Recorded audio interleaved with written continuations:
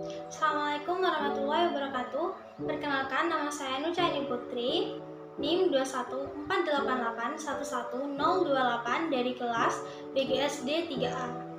Di sini saya akan menjelaskan tentang prosedur pengembangan kurikulum. Pengembangan kurikulum adalah kegiatan yang dilakukan agar kurikulum yang dihasilkan dapat menjadi bahan ajar dan acuan untuk mencapai tujuan pendidikan nasional.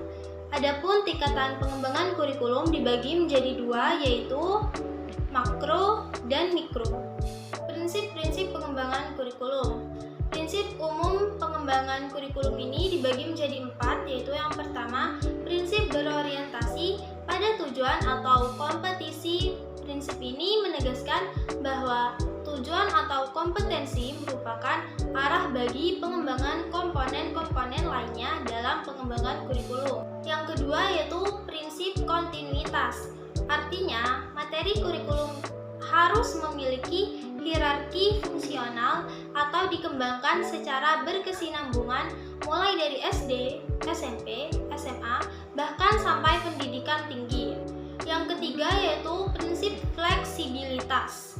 Prinsip fleksibilitas sebagai salah satu prinsip pengembangan kurikulum dimaksudkan adanya ruang gerak yang memberikan sedikit kelonggaran dalam melakukan atau mengambil suatu keputusan tentang suatu kegiatan yang akan dilaksanakan oleh pelaksana kurikulum di lapangan.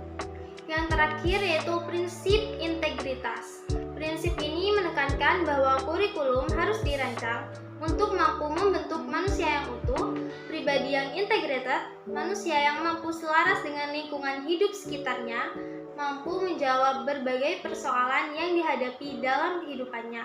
Untuk itu, kurikulum harus dapat mengembangkan berbagai keterampilan hidup atau life skills.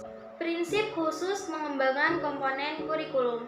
Prinsip khusus berkenaan dengan prinsip yang digunakan dalam mengembangkan komponen utama kurikulum, yaitu prinsip yang berkenaan dengan komponen tujuan, materi atau isi, metode, dan media, serta komponen evaluasi.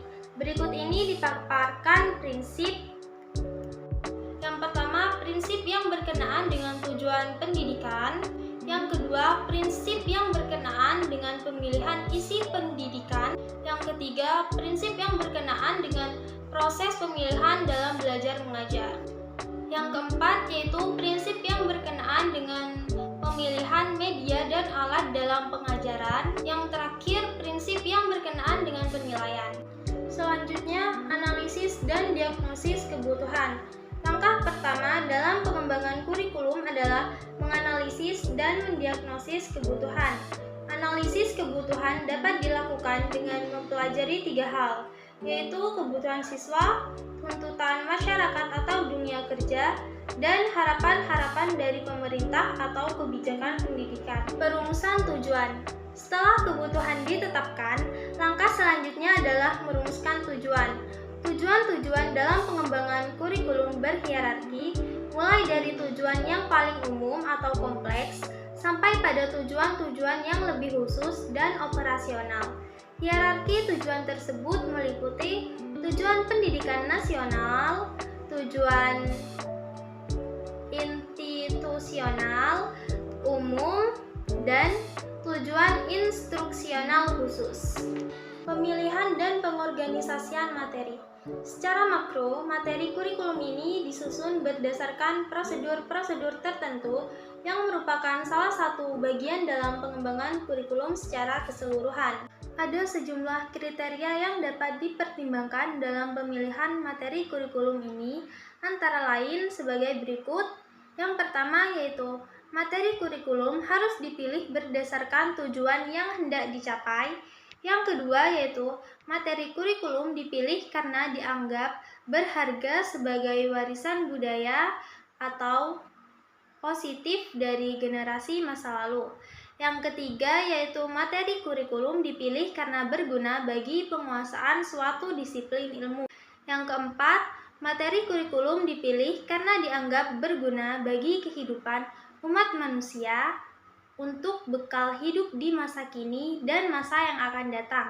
Yang terakhir, Materi kurikulum dipilih karena sesuai dengan kebutuhan dan minat anak didik atau siswa serta kebutuhan masyarakat.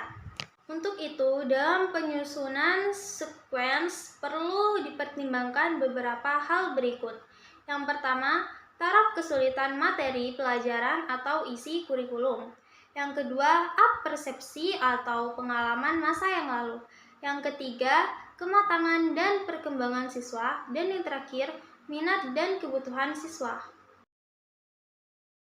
Pemilihan dan pengorganisasian pengalaman.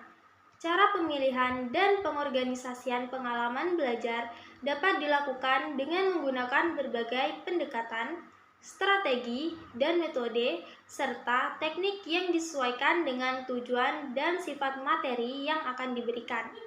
Pengembangan evaluasi. Pengembangan alat evaluasi dimaksudkan untuk menelaah kembali apakah kegiatan yang telah dilakukan itu sesuai dengan tujuan yang telah ditetapkan. Ada orang yang beranggapan bahwa penilaian sama artinya dengan pengukuran, tes, atau pemberian nilai. Sekian dari saya, kurang lebihnya mohon maaf. Wassalamualaikum warahmatullahi wabarakatuh.